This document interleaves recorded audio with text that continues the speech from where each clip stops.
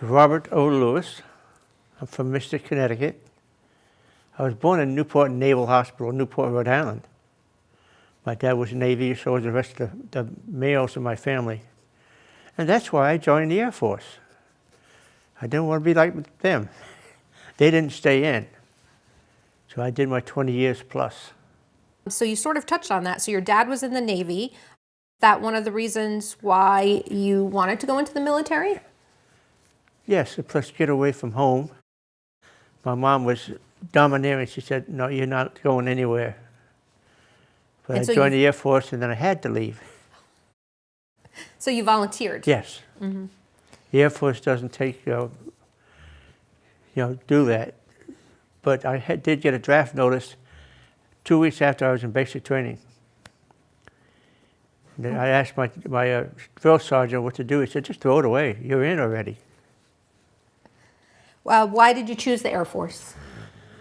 Just it was harder to get into, a higher branch of intelligence or whatever to be in there, technology.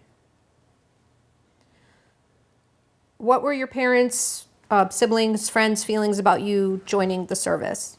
The only one was my mom. She didn't want me to leave.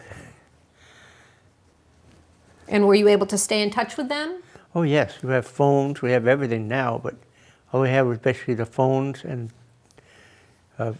letters. But she got them from all over the world. Vietnam, Thailand, Germany, especially, we love Germany, the whole family. What was your first assignment after basic training? We went to technical schools, and to say with that, I had 3 different technical jobs. One was air cargo at Wichita Falls, Texas. Then I was transferred to airport management. There I did 9 years in airport management. And the last was back to test school at Denver, Colorado, to become a disaster preparedness technician, advising and teaching our military how to survive in a chemical, nuclear, and biological warfare environment.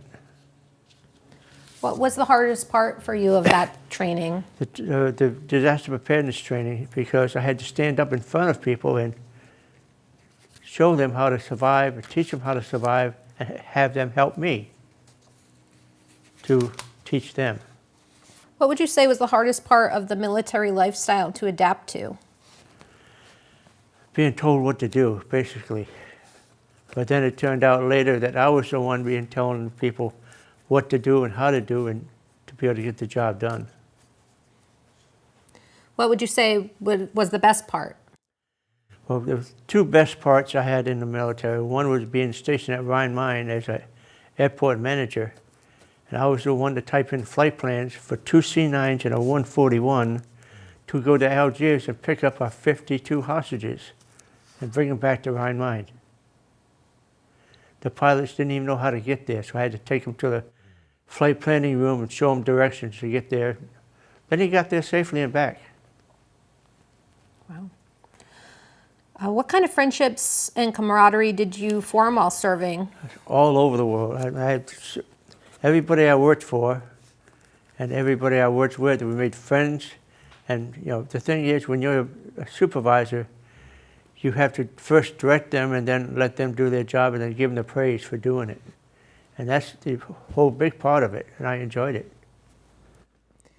What did you do for recreation when you were off duty? In Germany, we did Volksmarching, which is a town wandering. So from one town to another, wandering through, enjoying the view of the countryside. Do you recall any humorous or unusual events? The one unusual event, yes. I was stationed at Hahn Air Base, Germany. We enjoyed Germany so much we went back. And the first 5 days there, I was shipped to another base, temporary duty, to Baron von Richthofen's home base, the Red Baron. And that was up near Bremerhaven. And we had the chemical warfare exercise for them. I was supposed to be there for 5 days, but the base commander said, no, you're staying for 30. And I did. We had a big party at the end. Do you recall the day service ended and where were you? So far, it hasn't really ended. As before I got out of the service, I was a member of the fire department here in Mystic, Quinebaug Fire Company.